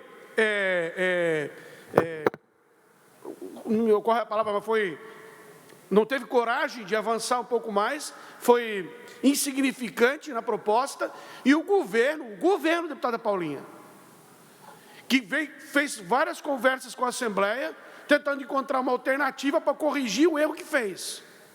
E os deputados ficaram aqui, tanto eu como o deputado Maurício Kudilak, quanto outros deputados, o deputado Milton Obos, que tem tentado ajudar, o deputado Vampiro, vários deputados, o deputado João Amin, tentando ajudar o governo a consertar a bobagem que fez. Então, por isso que o projeto ficou aqui, deputada Ana Campagnolo, para que a gente pudesse encontrar uma alternativa para salvar o governo da bobagem que fez, mandar pagar um projeto que foi diminuto. Superficial, essa é a palavra, deputado. Foi superficial, foi diminuto. O deputado Maurício tentou encontrar essa alternativa, o deputado Maurício aguardou, participou de todas as reuniões, ouvimos todos os sindicatos, enfim. Então, não foi erro, não tem participação da CCJ nesse processo. Nós estávamos aqui aguardando uma alternativa de construção, uma proposta que seria boa para o governo e boa para o servidor. Era isso que a gente estava fazendo. O governo, senhoras deputados e deputada Paulinha, é contra o projeto. O governo já veio várias vezes aqui e disse, eu não quero esse projeto. Eu apresentei, mas é ruim. Eu quero avançar, mas não tem coragem de avançar, não tem coragem de vir aqui e construir uma alternativa que seja diferente desse deputado Maurício Kudilak que apresentou. Eu tenho emenda, deputado Bruno Souza tem emenda. Quem mais tem emenda, deputado? Tem várias emendas. Né? Algumas foram acolhidas, agora outras foram acolhidas parcialmente. Eu já apresentei um PLC para alterar. Então, nós temos que andar. A gente tem que andar. Acho que hoje tem que sair daqui. Mas é preciso corrigir. A CCJ não constrangeu ninguém e nem se omitiu de fazer nada. A CCJ cumpriu um papel que é fundamental, construir. O governo, pela sua incompetência, não conseguiu construir nada. Deputado, é exatamente isso que... essa é a minha preocupação, porque o governo não fez, mandou para cá, é contra, só que esse governo que está aí, ele tem tudo para, fim do prazo, e nós não aprovarmos, ele sair dizendo que a culpa foi dos deputados.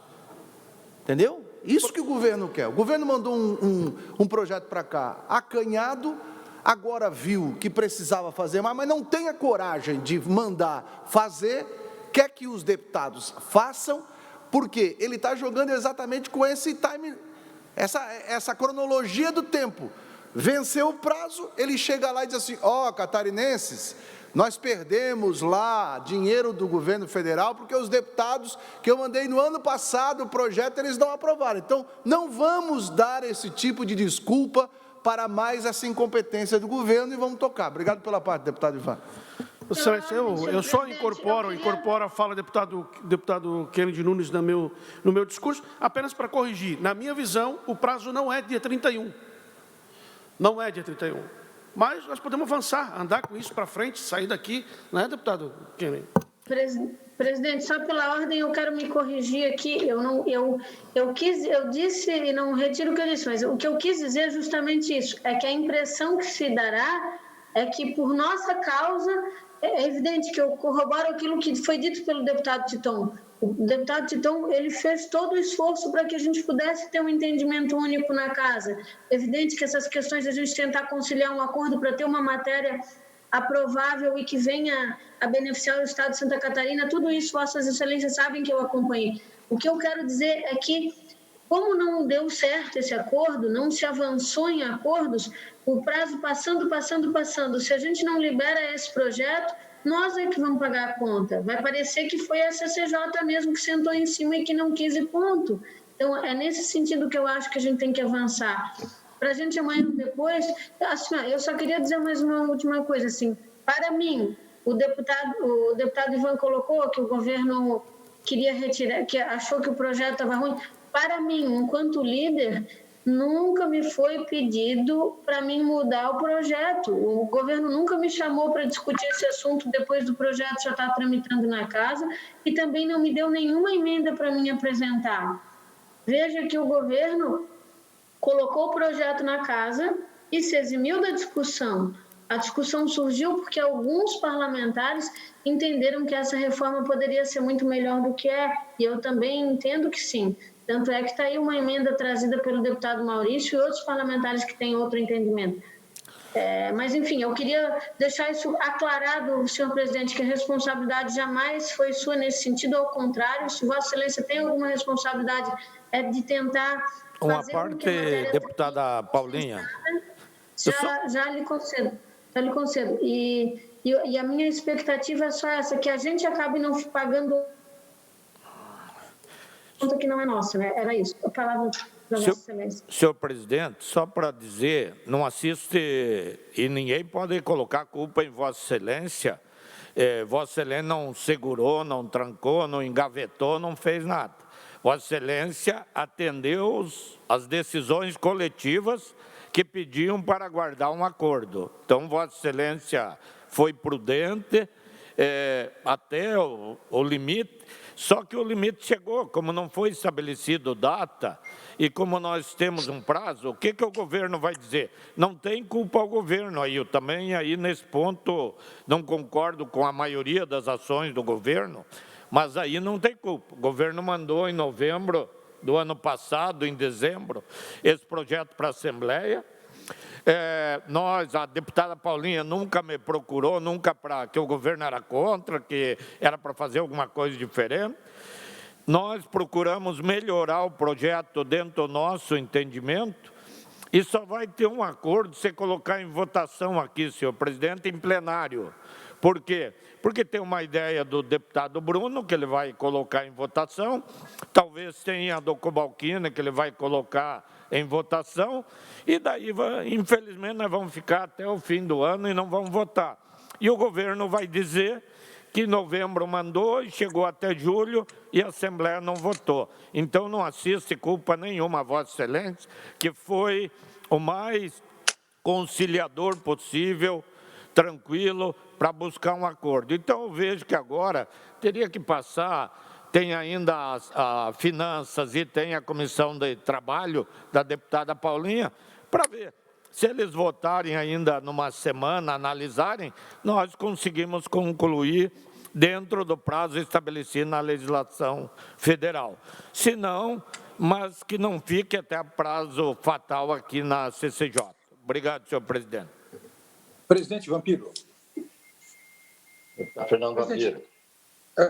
Presidente, eu coaduno com a mesma interpretação legislativa que Vossa Senhoria fez, bem como o deputado Ivan Nats, acerca do prazo prescricional ou temporal em relação à aprovação da matéria, mas não há dúvida nenhuma que a gente sabe que dentro da casa existe um trabalho, inclusive liderado pela presidência, com alguns parlamentares da casa, no sentido de consensuar e conversar, obviamente, com outros poderes que não foram, inclusive, consultados. Isso tem sido feito, várias reuniões estão sendo feitas, eu não participei de reuniões porque estou de forma remota, mas vários parlamentares participaram da reunião, Cobalcini, Milton Obos, enfim, que estão conversando mais à frente disso, inclusive reuniões também com o IPREV, e essa matéria, não há dúvida nenhuma que ela é bastante controversa, né? Controversa, e, de fato, o que a gente entende é que o governo ele lançou esta proposta, mas automaticamente ele tirou as mãos e deixou tramitar nessa linha. Eu entendo que nós temos que dar um fim nisso, não há dúvida nenhuma, mas, na minha interpretação, isso deveria ser pautado para terça-feira da próxima semana, em virtude que é um extra pauta, não estava pautado, não foi preparado, na verdade, nenhum qualquer tipo de voto visto nesse sentido, e é um projeto extremamente importante. Eu colocaria o prazo fim na terça-feira da semana que vem. Acho que seria salomônica essa decisão. Obrigado, senhor presidente. Bom, acredito que todos... Senhor presidente, eu não me manifestei ainda, senhor. Não, deputado Fabiano. Eu fiquei ouvindo aí, o senhor dividiu o microfone com o iPad aí, que o senhor não atropelou de perto, né?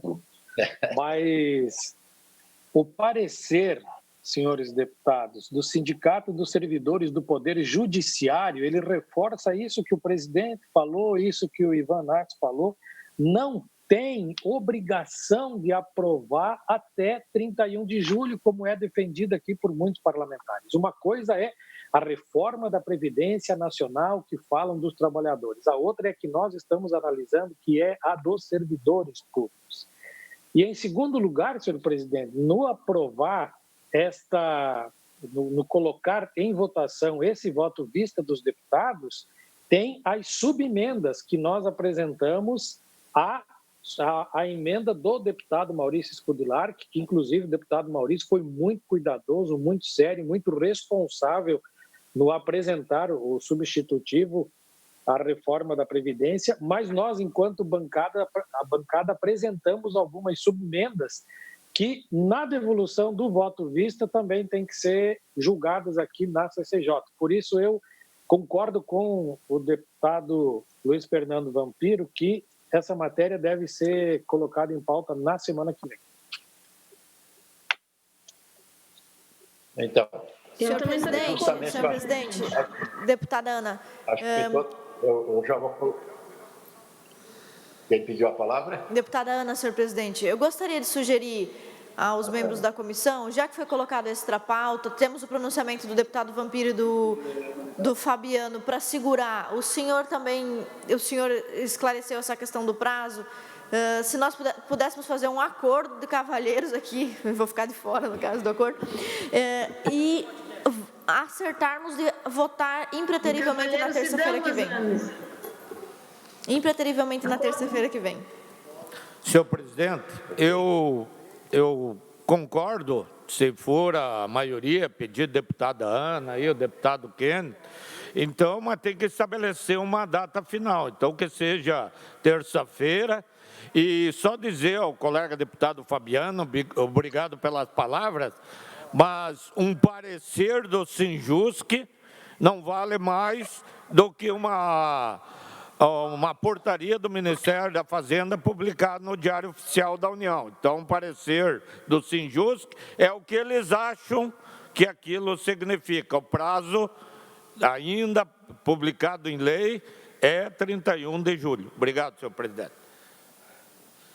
Bom, acho que todos os parlamentares fizeram colocações bem adequadas ao momento, do motivo que a gente teve todo esse tempo nas mãos da comissão, porque se trata, não menos desprezando nenhum outro projeto que tramita nessa casa, mas esse é um projeto totalmente diferente, uma decisão que a Assembleia Legislativa vai tomar e vai mexer nos vencimentos dos funcionários, nas contribuições e tal. Então, é um projeto bastante complicado, que exige um bastante debate, como foi colocado aqui para alguns parlamentares. O governo jogou para dentro da Assembleia esta situação e vem acenando que não é bem o que ele quer. Coube a Assembleia Legislativa fazer essas retificações. E quando você mexe num sistema de previdência, não mexe só no sistema de previdência do administrativo, do governo do Estado, mas tem os outros poderes também. E eu fui informado que hoje à tarde tem mais uma rodada de conversação com eles, né, para tentar chegar a uma conclusão. Então, foi nesse sentido que a gente quis contribuir para que saísse algo bem definitivo da casa, que fosse vontade de maioria e, nesse sentido, nós sabemos que a gente vai vencer. Eu também tenho esse entendimento, como o Vampiro falou, como o Ivan Matos falou, de que não existe esse prazo até 31 de julho, né? Eu até discuti isso um pouco com o presidente nesse sentido, mas vamos então, não houve consenso para essa pauta, então a gente coloca definitivamente na pauta para a próxima terça-feira, independente de construção de um acordo da casa ou não, na próxima terça-feira a gente... Só um adendo, senhor presidente. Hoje diz que vai ter uma reunião, e eu queria contrariar um pouquinho o deputado Vampiro. Os outros poderes foram consultados. Na minha relatoria houve a participação do Ministério Público, do Poder Judiciário, do Sindicato dos Servidores da Assembleia Legislativa, que participaram da reunião semana passada, dos representantes dos servidores de todos os poderes. Eu só espero que esse acordo que está sendo feito à tarde respeite o que foi tratado com todo. Esse projeto, essa emenda, foi construída em parceria com os servidores que são os maiores afetados, que para alguns que estão tentando construir outros acordos, são os vilões, que o funcionário público tem que perder direito, que tem que tirar isso, que tem que tirar aquilo. Nós procuramos atender o servidor que já tem 85% do tempo cumprido, que tem 85% de contribuição, que recolheu a vida inteira dentro de uma expectativa e não pode ser a sua previdência mudada agora, tá? Então, tudo isso nós fizemos. Só espero que no acordo que esteja sendo feito, que também respeite aquelas pessoas que vieram ao relator, participaram e fizeram as reuniões. Então, foi ouvido todo mundo. Foi ouvido todo mundo e a maioria ainda se encontra favorável a esse projeto. E com um detalhe que eu quero dizer, com a divergência que ficou agora entre a legislação federal e a estadual, muitos servidores estão prejudicados, esperando a nossa aprovação para poder se aposentar, porque senão a aposentadoria deles vai chegar no IPREV e vai valer, vão dizer que vale a lei de lá ou a lei daqui e vão ter problema. Então, são muitos servidores no estado de Santa Catarina na angústia, com prazo vencido, esperando a aposentadoria e que se sentem atendidos com a reforma, o projeto de reforma, a nossa proposta aqui no estado de Santa Catarina. Então, quanto mais nós prolongarmos, mais nós vamos trazer de sofrimento a profissionais do estado que estão em fase de aposentadoria. Obrigado, senhor presidente. Senhor presidente, deputado Kennedy.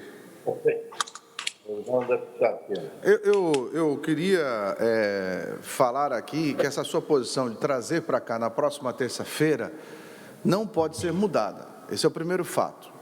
O segundo fato, nós temos que nos atentar, nós estamos falando aqui a todo tempo... Máscara Paulista. Nós estamos falando todo tempo aqui com relação a mérito. A nossa visão tem que ser legislativa, constitucional. A questão se o prazo vai ser dia 31 de julho ou não, a imprensa nacional colocou na semana passada uma matéria dizendo que metade dos estados não aprovaram a medida e, portanto, esses terão, sim, sanções. Aí, concordo com o deputado Maurício Kudilac que não é o parecer de um sindicato que vai derrubar o que está lá na lei. A lei é clara para isso. A lei é clara, as interpretações também. Então, eu entendo o seguinte, outra coisa, quando eu entrei nessa casa aqui, em 2007, eu aprendi que essa é uma casa de acordos, e os acordos têm que ser respeitados, acordos. Aí me diziam assim, quando você estiver sentado em uma mesa e for colocado algum tipo de acordo, e você não falar ou concordar, depois cale-se. Acordo é acordo. Por que eu invoco esse ensinamento quando eu entrei aqui em 2007? É que o parecer do relator Maurício Coudilac, primeiro de tudo, não foi o Maurício Coudilac que escolheu ser relator. Houve um consenso para que ele fosse o relator. Segundo, não houve consenso para a matéria andar em conjunto com as outras comissões. Não houve. Não houve esse acerto. Terceiro, o relator ouviu todos os outros poderes envolvidos. Eu não estou aqui defendendo A nem B, eu estou fazendo uma análise bem singela desse processo. E por que eu peço a pressa nesse daí? Agora, o que aconteceu é que o governo mandou, não tem coragem de tirar, aí, em plena pandemia, quando fecharam todas as portas aqui, essa é uma casa que até antes da pandemia, o relatório, eu me lembro, foi conversado com todos, inclusive com o sindicato dos trabalhadores da Justiça, que vieram aqui, com todos. Aí agora, em plena pandemia, que tem restrição de acesso aqui, querem fazer uma mudança, eu discordo. Por quê? Porque acordo é para ser cumprido. Então, só para deixar bem claro aqui, da minha preocupação em nós estarmos pagando um preço por conta de tudo isso que eu ouvi, o deputado Milton falar, o deputado Romildo Titon falar do pedido da presidência da Casa, mas eu participei de reuniões em que as comissões outras não quiseram tramitar em conjunto. Então, se não tramita em conjunto, vamos tocar a constitucionalidade e segue o barco, e segue o enterro, e segue a procissão, sei lá como diz, mas segue. E se mudarem lá e for aprovado lá uma mudança maior e vir para cá, a gente vai ver a constitucionalidade, porque não somos nós que vamos aprovar ou rejeitar. É o plenário, é 40 deputados. É 40 deputados. O que nós estamos fazendo aqui é preparando o bolo que vai vir para o forno aqui. Então, se alguém pensa aqui que é a CCJ, Finanças, o Serviço Público, que vai aprovar, não é. Eu posso aqui estar votando algo favorável a esse relatório que o deputado está apresentando, mas se eu, na hora de votar, posso votar com o contrário. Por quê? Porque é na hora da votação dos 40 que vai se decidir. Então, portanto, senhor presidente, eu quero aqui esse acordo de nós, no máximo semana que vem, já estarmos pautados, e mais ainda eu peço, presidente, que esse seja o primeiro item da pauta. Para que nós possamos tocar o processo e não ficarmos mais com esse problema aqui na CCJ. Obrigado. Ok. Conforme acordo, então, já fica pautado, e vai ser pautado pelo presidente, então vai ser o primeiro item da pauta, sem dúvida nenhuma, deputado Kendimon. Outra coisa também... Mesmo que haja um acordo da Casa, de qualquer forma, ela vai estar na pauta, e se tiver que contribuir com um acordo, vai ser a maioria que vai decidir na terça-feira. Senhor presidente, também deixar bem claro aqui para os senhores deputados, também para os líderes, que se tem reunião, olha só, tem reunião hoje à tarde para tratar disso. Eu sou líder de partido, tenho emenda e não estou sabendo de reunião nenhuma. Está sabendo? Alguém está sabendo de reunião hoje à tarde? Então, cuidar com esses acordos que se faz lá sem estar a maioria presente, sem estar a pauta pré-estabelecida, sem estarem todos os deputados avisados, sem estar todo mundo presente, porque daí não se constitui acordo, deputado Kennedy. Sabe? Aí vão para lá, faz reunião, ninguém sabe o que aconteceu, depois de lá sai um acordo que os deputados vão participar. O acordo que pode ser mudado é só se conversar com todos que foram conversados até agora.